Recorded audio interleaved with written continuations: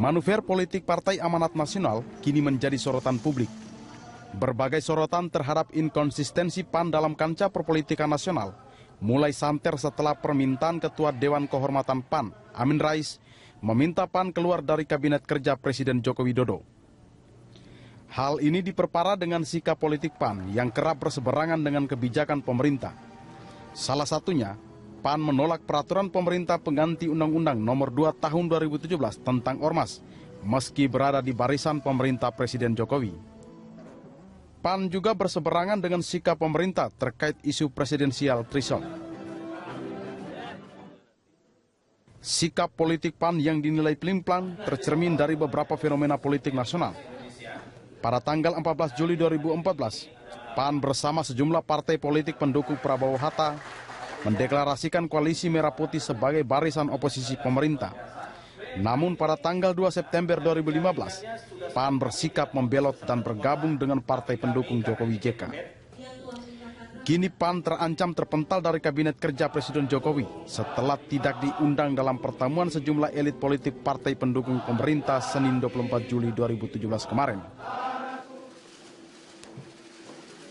Manuver politik PAN pun kini mendapat sorotan dan kecaman dari sesama rekan partai politik. Partai Hanura meminta PAN untuk menentukan sikap apakah tetap berada di koalisi partai pendukung pemerintah atau keluar dari koalisi. Hal itu menyusul sikap politik PAN yang kerap berseberangan dengan pemerintah. Wakil Sekretaris Jenderal Partai Hanura Dadang Surdiana menilai sikap tersebut membuat solidaritas suatu koalisi menjadi tak sehat. Mestinya PAN harus kesatria untuk memilih berada di luar atau di dalam pemerintah. Menurutnya, tingkah laku PAN sudah diketahui bersama oleh publik. PAN juga kerap kali tak ikut konsolidasi antara fraksi pendukung pemerintah. Hanura menyerahkan sepenuhnya kepada Presiden Joko Widodo untuk memberikan penilaian kepada PAN, meski PAN memiliki satu jatah menteri di kabinet, yakni Menteri Pemberdayaan Aparatur Negara dan Reformasi Birokrasi yang ditempati oleh Asman Abnur. Lalu bagaimana dengan nasib PAN setelah diabaikan dalam pertemuan bersama para elit partai politik pendukung pemerintah? Apakah PAN bakal tersingkir dari Kabinet Kerja Presiden Jokowi JK? Hal ini tentu menjadi taruhan bagi kredibilitas PAN di mata publik. Manuver PAN jadi sorotan, itulah tema dialog kita di pagi hari ini. Manuver politik Partai Amanat Nasional kini menjadi sorotan publik dan berbagai sorotan terhadap inkonsistensi PAN dalam kancah perpolitikan nasional mulai santer setelah permintaan Ketua Dewan Kehormatan PAN Amin Rais meminta PAN keluar dari Kabinet Kerja Presiden Joko Widodo. Hal itu diperparah dengan sikap politik PAN yang kerap berseberangan dengan kebijakan pemerintah meski berada di barisan pemerintahan Presiden Jokowi. Bagaimana dengan nasib PAN ke depan? Apakah PAN akan tersingkir dari Kabinet Kerja Presiden Joko Widodo dan JK? Untuk membahasnya sudah hadir di studio analis politik dari UIN Syarif Hidayatullah Gun-Gun Haryanto, dan kami juga mengundang Anda pemirsa untuk bergabung bersama kami melalui telepon yang nanti akan kami tayangkan di layar televisi Anda. Selamat pagi Kang Gun-Gun. Selamat pagi. Terima kasih sudah hadir bersama kami di Dialog Pagi. Kang, ini kalau kita melihat beberapa kali sebetulnya ya dalam kasus RUU Pemilu misalnya, PAN itu sangat berbeda dengan partai-partai politik pemerintah, dan itu sangat krusial sebetulnya, pembahasan juga sampai tertunda beberapa kali. Dan ini nampaknya juga kalau kita lihat dalam beberapa hal lain juga terjadi apa istilahnya mungkin kelenturan kali ya, lentur sekali PAN ini dalam koalisi partai pemerintah. Apakah ini akan menjadi satu penilaian khusus bagi Jokowi dan JK tentunya untuk menyingkirkan PAN dalam koalisi partai pemerintah? Menarik pertanyaannya, apakah akan menjadi basis penilaian? Ya tentu biasanya dalam koalisi di kabinet itu ada dua indikator utama dalam konteks evaluasi para menteri. Pertama soal kinerja, yang tentu KPI-nya udah jelas, apa yang harus kemudian target dicapai oleh menteri, dan biasanya evaluasi kan dilakukan secara reguler. Nah, semua presiden punya itu, Pak SBY punya UKP 4 dan Pak Jokowi juga pasti punya. Dan biasanya kita pernah bahas antara Juli Agustus itu kemudian evaluasi itu masuk ke presiden bentuknya FCR atau Finding, Conclusion, sama Recommendations. Nah, yang kedua itu yang sangat krusial juga adalah soal loyalty. Baik itu dari menteri maupun dari partai pendukung menteri itu. Meskipun ini nanti akan menjadi pertanyaan publik juga, sebetulnya Jokowi itu mempertimbangkan kinerja menteri atau sebetulnya posisi partai politik di mana menteri itu berada sebetulnya juga menjadi pertimbangan. Dan itu memang seringkali justru menjadi faktor dominan dalam konteks reshuffle. Ya, kita lihat misalnya 5 kali reshuffle SBY kan juga sama. Faktor politik terutama soal representasi itu seringkali juga dipertimbangkan. Meskipun apakah kemudian PAN akan tersingkir atau tidak itu menurut saya akan sangat ditentukan oleh Pak Jokowi. Ingat nggak mungkin Mbak Serudi berkaca dari pengalaman SBY di akhir masa jabatannya, artinya jabatan kedua ya. Itu ada 2 partai yang seringkali berbeda dengan pemerintah. Pertama adalah Partai Golkar. Contohnya misalnya dalam kasus opsi di Senturi ya. Masih ingat ya, Golkar dan PKS kan berbeda pandangan. Dan PKS untuk kali kesekian juga berbeda pandangan dengan Setcap dan Pak SBY itu dalam kasus kenaikan BBM. PAN waktu itu anak baik ya, artinya partai yang sangat loyal pada SBY, tidak pernah 2 periode itu melakukan manuver yang berbeda pandangan dengan SBY. Ini nih kalau Kang Gun-Gun menggunakan istilah anak ini dalam apa namanya kabinet Jokowi JK ini sebetulnya anak baru sebetulnya di koalisi ini sebetulnya. Iya, anak baru datang karena PAN itu kan bukan pengusung Jokowi di 2014. Oposisi dia. Justru lawan karena Hatta Rajasa maju dan menjadi wakil dari Pak Prabowo. Waktu itu PAN baru masuk ke kabinet Jokowi itu di reshuffle kedua. Di reshuffle pertama kan kita sama-sama tahu Pak Jokowi itu lebih melakukan penggantian dan penggeseran itu dengan 2 skema. Skema pertama adalah digantinya beberapa orang yang tidak memiliki basis afiliasi partai politik. Di situ ada Andi Wijayanto, kemudian ada Adri Nopcaniago, ya kan? Kemudian ada menteri yang tidak resisten di internalnya, tapi juga diganti kompensasi dengan posisi lain. Antaranya adalah Pak Tejo dari mungkin masih ingat dari Partai Nasdem yang waktu itu Menko Polhukam. Nah, kemudian di reshuffle kedua yang paling dominan ciri atau polanya adalah mengganti beberapa menteri yang kemudian tidak bagus kinerjanya, terutama Kementerian Bidang Ekonomi, kan masih ingat ya. Dan masuknya politik representasi, artinya pertimbangan kedua politik masuknya Golkar dan Partai Amanat Nasional. Golkar Airlangga Hartarto, kemudian Kemenpan RB dari PAN. Kang Gun-Gun, ini kalau tadi Anda mengatakan bahwa loyalitas partai politik itu juga menjadi penentu gitu. Dan kalau kita lihat sekarang Pak Amin Rais di mana dia menjadi tokoh sentral masih di PAN mengatakan bahwa lebih baik PAN keluar dari koalisi. Apakah ini juga akan menjadi pertimbangan utama bagi partai ya, bukan hanya bagi pemerintah, juga bagi partai untuk mengambil sikap sesuai dengan pernyataan Pak Amin Rais? Dalam tradisi koalisi partai di sistem yang modern, itu harusnya ketika berbeda pandangan yang sangat substansial, fundamental, itu harusnya partai memang menentukan sikap dan posisi politik lebih ajak. Karena itu akan dibaca sebagai konsistensi. Contohnya begini. Undang-undang pemilu itu dalam konteks demokrasi itu hal yang sangat krusial, fundamental. Contoh misalnya, PAN kan selalu mengatakan bahwa logika 20% itu banyak berbenturan dengan aturan, gitu kan? Antara lain dan putusan MK. Harusnya dengan serempak itu 0%. Kemudian PAN itu juga berbeda pandangan soal konversi suara. 5 isu krusial itu kan mengerucutnya di 2 ya, soal konversi sama presidensial threshold. Nah, kalau dianggap fundamental dan krusial, terlebih misalnya besok lagi ada hal fundamental dan krusial, berbeda pandangan lagi misalnya soal Perpu Ormas. Nah, harusnya ini akan dibahas juga nanti. Iya, akan dibahas di DPR dan kemungkinan besar PAN berbeda pandangan dengan umumnya partai-partai pendukung pemerintah. Di satu titik ketika tidak bisa lagi orientasinya sama, harusnya kemudian sikap politik yang berbeda itu ada lanjutannya, yaitu posisi politik yang juga harusnya berbeda.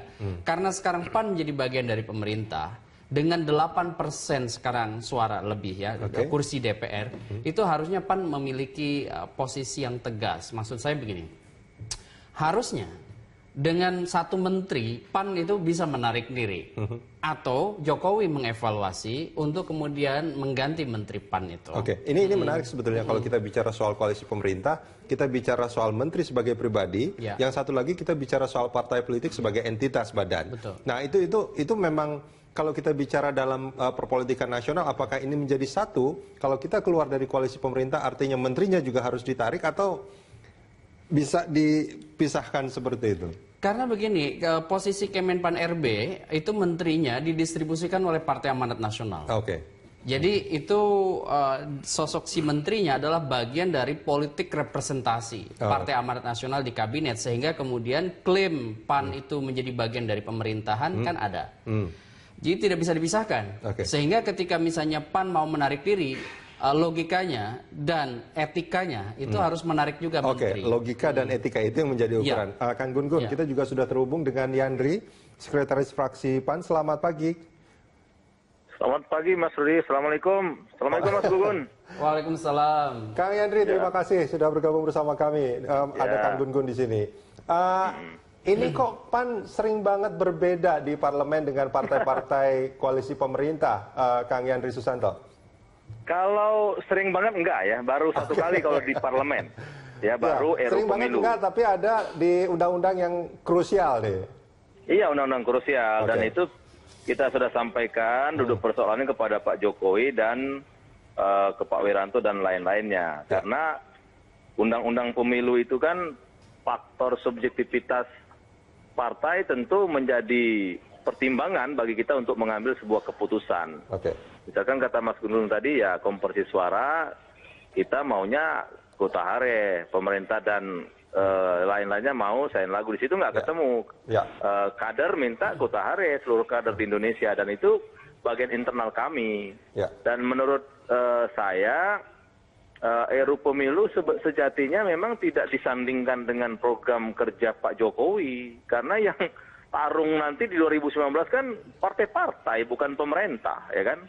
Bukan meskipun ada harapan Pak Jokowi untuk terus melanjutkan di 2019, artinya kan tentu untuk melanjutkan di 2019 dia harus mempersiapkan diri sejak sekarang siapa saja yang tapi mempersiapkan diri itu tentu kan dengan aturan yang saya bilang tadi, cara pandang partai tentu berbeda-beda. Kita boleh tarung kemudian berkompetisi, itu sah-sah saja. Tapi ketika tafsir itu dikembalikan ke masing-masing partai, dan itu sudah disampaikan oleh Pak Cahyokumolo di awal September ketika pembahasan RUU Pemilu ini, bahwa ini adalah rezim partai politik, ya serahkan kepada partai politik gitu loh. Jadi gitu Mas Rudi, baru kali ini kita berbeda dengan pemerintah. Kemudian yang kedua memang yang sangat fundamental, kalau fundamental ya, walaupun menurut kami sih pilkada itu ya banyak sekali yang sudah kita laksanakan dan kita berkoalisinya sangat pelangi di berbagai daerah. Kalau dikatakan pilkada DKI itu fundamental dan salah satu itu juga menjadikan parameter untuk mengevaluasi PAN, ya saya kira kembalikan lagi ke Pak Jokowi, ya gitu loh. Ya kan, karena dulu yang mengajak koalisi. Artinya, Kang Yandri, maksudnya dikembalikan ke Pak Jokowi, maksudnya gimana? Ya tadi kan kata Mas Gun-Gun gimana posisi PAN di kabinet, Bang Asman Abnur, ya kan?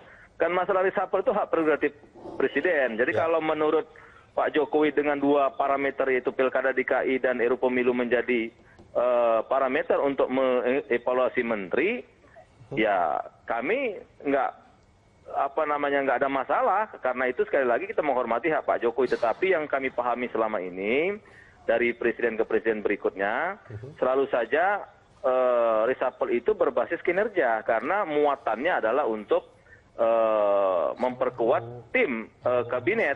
Nah, kalau hal-hal yang bersifat pragmatis tadi, misalkan pilkada DKI, kemudian RUU Pemilu, saya kira itu memang sangat substansial hak partai politik gitu loh. Jadi kalau misalkan disandingkan dengan persoalan-persoalan program kerja pemerintah, saya kira kurang pas. Tapi sekali lagi bagi kami sifatnya pasif dan tidak akan ngoyo apapun yang dilakukan oleh Pak Jokowi, apakah dalam waktu dekat atau kapan dilaksanakan evaluasi, dan pada akhirnya misalkan PAN kena, ya saya kira sudah tidak bisa kita berbuat apa-apa lagi, karena sekali lagi itu hak prerogatif presiden dan kita hormati, itu nggak boleh kita goyang-goyang itu kan. Memang punya Kang Yandri, Pak Jokowi itu. maaf saya potong. Ini ada pernyataan yang sebetulnya menurut saya ini jauh lebih tegas gitu ya dari Pak Amin Rais bahwa meminta PAN untuk keluar dari kabinet kerja. Oh iya, saran banyak, ya kan, saran banyak dari Pak Amin, kemarin dari Pak JK. Kalau Pak JK ya minta PAN itu memutuskan gimana, tetap di dalam atau di luar, kemudian juga partai-partai koalisi. Itu bagian yang sedang kami dengar sekarang. Oke. Karena PAN itu kan kolektif kolegial, keputusan tidak bisa orang per orang, tidak bisa mutlak di tangan ketua umum atau fatwanya Pak Amin langsung menjadi keputusan. Nggak seperti itu kalau PAN. Ketika misalkan Pak Jokowi ngajak koalisi dulu, ya kita panggil seluruh Indonesia, pengurus PAN seluruh Indonesia bagaimana untuk kita respon. Ternyata teman-teman pengurus provinsi pada setuju semua. Nah, kalau misalkan hari ini Pak Amin menyampaikan seperti itu, bahan kami untuk kami bahas di internal. Oke. Gitu loh. Kalau misalkan cukup dengan rapat pleno, rapat harian, atau memang perlu nanti kita undang seluruh Indonesia untuk merespon isu kekinian, ya itu bagian dari cara kami untuk merespon isu-isu yang memang menyangkut partai kami gitu loh. Maaf, tadi di tengah Anda mengatakan bahwa Pak Jokowi mengajak PAN untuk berkoalisi. Ini artinya memang inisiasinya dari Presiden ya? Iya. Baik. Betul. Kang Gun-Gun, ini melihat apa yang sampai sekarang menjadi sikap dari pernyataan Kang Yandri tadi bahwa PAN akan pasif. Gitu, meskipun Pak Amin Rais mengatakan lebih baik keluar gitu secara tegas. Nah ini gimana Kang Gun-Gun melihat? Ya, ini sangat bisa dimaklumin dalam konfigurasi persandingan partai-partai itu di koalisi pelangi, di koalisi besar ya. Koalisinya lebih dari 5 partai, bayangin 7 partai dengan komposisi dukungan di kursi DPR itu 69%. Jadi kalaupun PAN keluar berarti Pak Jokowi tinggal 61%, artinya Jokowi juga masih bisa jalan untuk keputusan-keputusan strategisnya. Pun demikian untuk PAN, ketika PAN memutuskan untuk menarik diri pun itu menurut saya akan positif bagi PAN. Kenapa? Karena rata-rata nih dalam sejarah pemilu kita, partai-partai yang mendapat insentif elektoral lebih besar adalah partai yang konsisten. Konsisten dalam artian? Contoh misalnya, kenapa PDIP kemarin dapat insentif elektoral selain ada faktor figur, itu juga karena 2 periode kekuasaan PSBY tetap berada di luar kekuasaan. Menurut saya, terlepas dari apapun konfigurasinya, Gerindra misalnya yang di luar kekuasaan itu akan sedikit besarnya mendapat insentif elektoral dari beragam peristiwa politik. Artinya gini, kalau orang berdiri dengan 2 kaki, kakinya jangan satu di luar, satu di dalam. Lebih baik dua-duanya di luar atau dua-duanya di dalam? Ya, sebaiknya memang kita mentradisikan itu, tadi sikap dan posisi politik. Karena itu juga akan menguatkan yang disebut dengan bangunan presidensialisme. Sekarang misalnya begini, Pak Jokowi itu kan di puncak hierarki otoritas. Betul kata Bang Yandri tadi bahwa ketika beliau yang mengajak PAN untuk gabung, pasti itu aksi reaksi sih. Tidak mungkin juga hanya Pak Jokowi mengajak, tapi juga PAN juga bereaksi kan. Akhirnya kemudian ada konsensus politik untuk menjadi bagian dari pemerintahan. Dan satu posisi akhirnya untuk partai politik. Sekarang misalnya taruhlah berbeda dalam pandangan undang-undang pemilu, berbeda nanti misalnya dalam Perpu Ormas.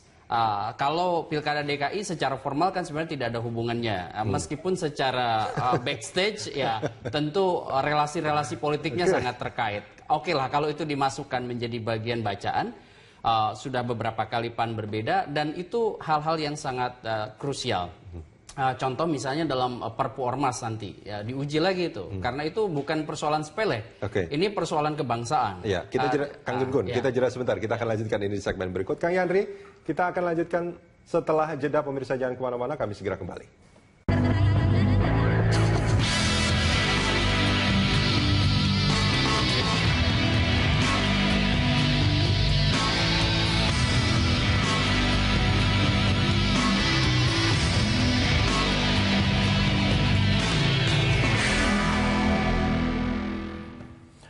Pemirsa, untuk kesekian kalinya mantan anak buah M. Nazarudin, Yulianis, kembali bernyanyi. Nyanyiannya kali ini pun dilakukan di depan Pansus Angket KPK. Dan saat itu Yulianis menyebut mantan komisioner KPK, Adnan Pandu Praja, menerima uang sebesar 1 miliar rupiah. Meski belum diketahui kebenarannya, pernyataan Julianis ini semacam melempar bola panas yang dialamatkan kepada KPK. Dan kabarnya, selain Adnan Pandu Praja, Julianis juga pernah menyebut nama mantan komisioner dan penyidik KPK lain dalam kasus yang menyeret M. Nazarudin.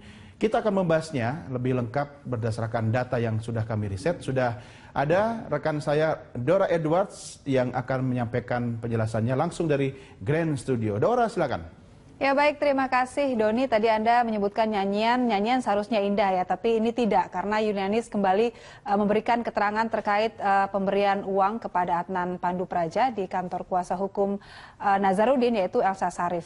Meski Adnan Pandu Praja dan juga Elsa Sharif membantah, namun keterangan Julianis ini bisa menimbulkan sejumlah persepsi, ini terutama terhadap KPK. Seperti apa poin serangan Julianis hingga pernyataan sebelum pihak terkait keterangan Julianis saya sampaikan informasinya. Ini adalah beberapa poin yang disampaikan oleh Julianis, di mana ia mengatakan bahwa dalam penangkapan dirinya yang saat itu bersatu sebagai saksi, KPK melibatkan ada 40 orang bersenjata laras panjang yang mengatakan ia diperlakukan begitu seperti teroris. Kemudian ada 4 pejabat KPK termasuk di dalamnya Komisioner KPK, ada Chandra M. Hamzah yang mengistimewakan M. Nazarudin. Berikutnya Julianis juga mengatakan bahwa aset Nazarudin yang disita itu hanya artinya tidak semua aset Nazarudin disita oleh KPK. Dan nyanyiannya tidak berhenti sampai di situ. Julianis juga mengatakan bahwa Wakil Ketua KPK Adnan Pandu Praja telah menerima uang sebesar 1 miliar rupiah dari M. Nazarudin. Dan berikutnya Julianis juga mengatakan dari sekitar 162 proyek yang melibatkan M. Nazarudin, KPK hanya mengusut 5 kasus saja, kemudian Kejaksaan ada 9 kasus dan Kepolisian 15 kasus. Beberapa aset M. Nazarudin kemudian ini dirubah kepemilikannya agar tidak disita, dan M. Nazarudin sampai dengan saat ini masih bisa mengendalikan proyek-proyek yang ia miliki dari dalam penjara. Ini adalah poin-poin atau nyanyian tadi yang disebutkan oleh Julianis. Kemudian ini ada beberapa pertanyaan, maksud kami pernyataan yang disampaikan oleh Julianis sebagai saksi kasus Hambalang. Ia mengatakan bahwa sejauh yang ia ketahui ada uang sejumlah 1 miliar rupiah. Dan pada saat itu yang memfasilitasi adalah Elsa Sharif sebagai kuasa hukum dari M. Nazarudin, dan itu terjadi di kantor Elsa Sharif. Berikutnya pernyataan dari Elsa Sharif sebagai kuasa hukum Nazarudin. Ia membantah, pastinya ia membantah dengan tegas, dan ia mengatakan bahwa tidak mungkin saja ada seorang komisioner KPK yang bisa datang atau bertandang ke kantornya. Dan dia sebagai lawyer, apalagi ya sebagai lawyer yang sedang menangani perkara Nazarudin yang saat itu ada di KPK. Dan berikutnya adalah bantahan juga yang disampaikan oleh mantan komisioner KPK Adnan Pandu Praja. Ia membantah dan dia betul-betul merasa terkejut dengan pernyataan Julianis yang menyebut-nyebut namanya dalam sidang pansus angket di DPR RI, di mana ia disebutkan menerima uang sejumlah 1 miliar rupiah dari M. Nazarudin. Dan ini adalah bantahan dari juru bicara KPK, Febri Diansah. Ia menegaskan bahwa semua saksi dan juga semua tersangka mendapatkan perlakuan yang sama di KPK. Jadi tidak ada yang bisa mengatakan bahwa kasus Nazarudin aman, semuanya diperlakukan sama. Dan sampai saat ini Nazarudin ini sudah diproses dan juga divonis untuk 2 kasus. Pertama itu kasus korupsi dan kedua adalah kasus pencucian uang. Ya Doni, demikian informasi yang bisa saya sampaikan terkait dengan nyanyian Julianis di pansus hak angket KPK. Kembali ke Anda. Terima kasih Dora atas informasinya, dan kita lanjutkan diskusi kita dengan Bung Econ. Ya kalau nyanyiannya merdu ya, lagunya bisa dinikmati semua, beda kali ya. Tapi ini kayaknya lagunya ini agak-agak false gitu kan? Ya mungkin kayak ada apa, kalau zaman dulu musim zaman kaset mungkin ada yang bagus, tiba-tiba ada yang konslet gitu. Oh beda zaman kali. Beda ya? zaman. Gitu. Tapi memang udah CD. Ya, memang ada beberapa pernyataan Julianis yang bisa dikatakan mungkin masuk akal, ada yang enggak gitu. Yang mana itu? Misalnya dianggap Nazarudin masih bisa menguasai mengendalikan proyek-proyek dia di luar dari dalam penjara. Karena apa? KPK belum menjerat korporasinya Nazarudin gitu. Jadi itu sangat mungkin terjadi. Nah, di luar itu kan misalnya informasi bahwa misalnya penyidik orang meminta uang mengatasnamakan KPK itu bukan kejadian yang pertama gitu ya. Bisa benar, bisa juga tidak. Benar misalnya saya ambil contoh AKP Suparman, penyidik KPK asal kepolisian yang kemudian berhasil dijerat karena melakukan proses pemerasan. Di luar itu saya membaca informasi dari KPK ada belasan atau saya lupa belasan puluhan orang yang mengatasnamakan yang kemudian juga dilaporkan ke polisi karena ketika di cross check oleh KPK itu tidak benar. Gitu. Jadi mencatut ya. Mencatut namanya itu kan, jadi soal mencatut itu bukan sangat lumrah ya, itu bisa saja dilakukan bisa dilakukan oleh orang yang tidak bertanggung jawab. Tapi kenapa Yulianis berani mencatut nama Adnan Pandu Praja? Dia kan tokoh ya, betul, bukan orang sembarangan. Betul, itu yang juga mungkin jadi pertanyaan kita. Jadi kan kalau misalnya kita kutip tadi pernyataan Yulianis, dia bilang setahu saya. Bahasanya artinya bisa benar, bisa tidak. Bukan saya melihat langsung. Karena kalau setahu saya artinya kamu waktu itu dikasih tahu oleh siapa. Nah, kalau informasi itu oleh orang yang tidak bertanggung jawab, pastinya ya fakta-fakta itu bisa dibelokkan. Ini kasus ini aman, Nazarudin aman, yang kemudian juga dibantah oleh juru bicara KPK. Itu bisa dikategorikan keterangan palsu atau apa, pencemaran nama baik? Sangat mungkin bisa keterangan palsu.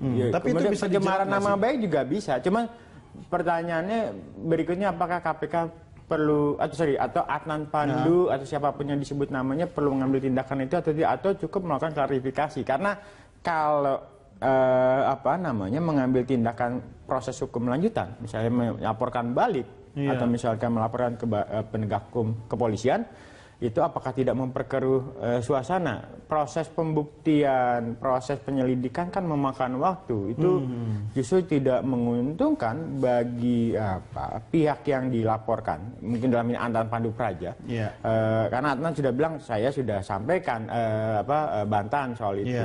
Bagi Adnan itu sudah cukup kali ya? Sudah cukup. Atau sengaja ini disetting oleh Pansus. Jadi begini, maksudnya ini kong kaling kong tanda petik antara Pansus dengan Yulianis untuk men-setting sebuah pernyataan seperti itu. Jadi masih ingat mungkin kita atau publik ada pertemuan kunjungan dari Pansus ke Kapolri. Ada kunjungan juga mereka ke Jaksa Agung. Betul. Waktu itu dia meminta salah satu ada proteksi terhadap saksi-saksi yang dihadirkan di Pansus hak angket KPK. Nah, artinya apa?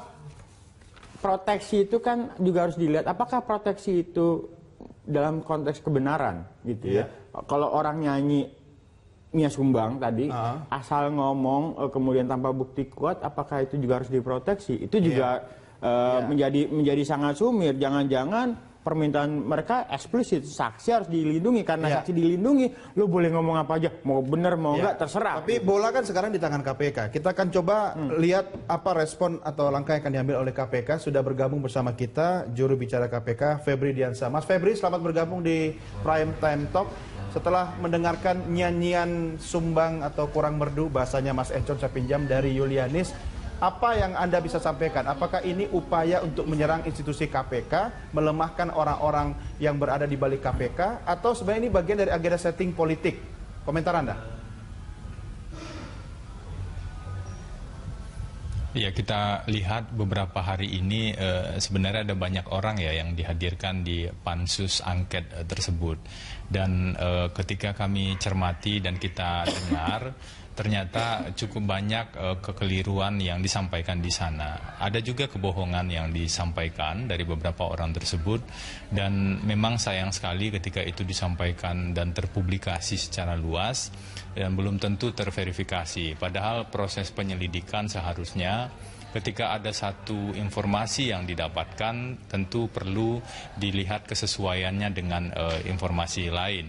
Bukan berarti harus saling bantah-berbantah seperti itu misalnya, tapi perlu ada hal yang lebih serius. Kalau KPK melakukan penyelidikan, pasti KPK akan memastikan terlebih dahulu sebuah informasi itu benar, sesuai dengan bukti lain atau saksi lain atau tidak. Tapi ya sudah, kita tidak merasa perlu untuk mengomentari apa yang terjadi di pansus angket tersebut. Kami fokus saja pada apa yang dikerjakan oleh KPK. Ada beberapa keterangan yang perlu kita clearkan sebenarnya dari misalnya yang disampaikan oleh Julianis. Pertama, Julianis itu adalah salah satu saksi penting yang pernah diperiksa oleh KPK dalam kasus-kasus yang terkait dengan Nazarudin pada saat itu. Julianis memberikan sejumlah keterangan yang didasarkan pada catatan keuangan yang pada saat itu memang ia yang ditugaskan di sana. Masih dalam jabatan atau posisi yang mengurus soal keuangan di grup Permai tersebut, jadi di perusahaan-perusahaan yang terkait dengan Nazarudin. Dan dari sana kita bisa membuka sejumlah kasus. Jadi keterangan Julianis kita pandang memang berharga pada saat itu karena itu berasal dari catatan laporan keuangannya. Nah, ini perlu kita bedakan dengan keterangan yang disampaikan di pansus angket kemarin. Kita dengar misalnya beberapa kali Julianis mengatakan bahwa dia merasa atau menilai Nazarudin mendapatkan perlakuan yang spesial. Disebutkan juga ada tekanan di lapas yang dilakukan pada sejumlah pihak yang masih terkait atau pegawai-pegawai atau teman-temannya Julianis. Saya kira kalau hal ini tentu saja ini bukan merupakan data yang bisa kita samakan dengan bukti-bukti yang ada sebelumnya. Mungkin saja itu adalah sifatnya kecurigaan atau asumsi.